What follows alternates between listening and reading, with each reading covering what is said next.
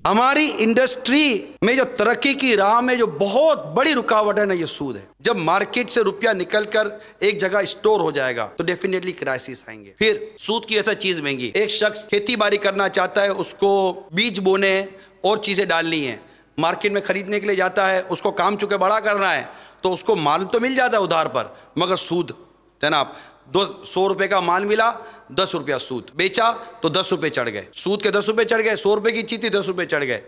अब जब ये मार्केट में देने के लिए गया, सामने खरीदार ने, उसको खरीदना था सारा माल, उसके पास पैसे नहीं थे, उससे सूद पर पैसा लिया, उस पर 20 रुपए और चढ़ गए। वो चीज जो ओरिजिनल 20 रुपए महंगी नहीं थी, सूद की वजह से 20 रुपए महंगी हो गई। वो होलसेल के पास गया, होलसेलर ने सारा माल लेना चाहा फैक्ट्री ओनर से, उसके पास भी इतना पैसा नहीं था, उससे कर्जा लिया, उसको 10 रुपये और सूद की पेमेंट करनी पड़ी, ये चीज 30 रुपये महंगी हो गई। वो रिटेलर के पास गया, रिटेलर ने को भी सारा माल लेना था, उसको भी कर्जा लेना पड़ा, उसको सूद पर कर्जा मिला, मार्केट से माल उठाया, वो चीज 50 रुपये महंगी हो गई। जो चीज मार्केट में एक्चुअल नफे के साथ 100 रुपए की मिलनी थी, सूद चढ़ने की वजह से वो शेयर 150 रुपए की हो गई।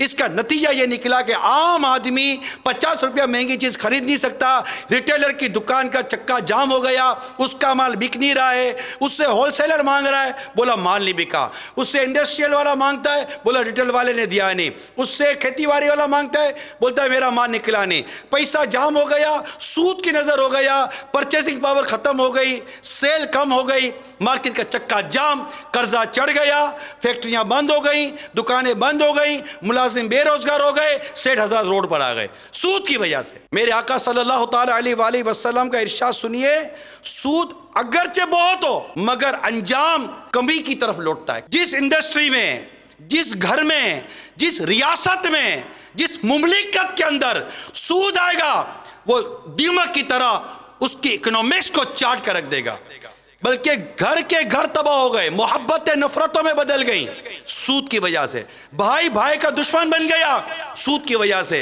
बेटा बाप का दुश्मन बन गया सूद की वजह से।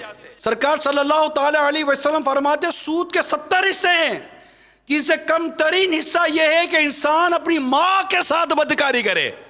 अल्लाह की पनाह, अल्लाह की पनाह। अरे कौन है जो ये चंद सिक्कों के बदले में अपनी मां के साथ बदकारी करेगा?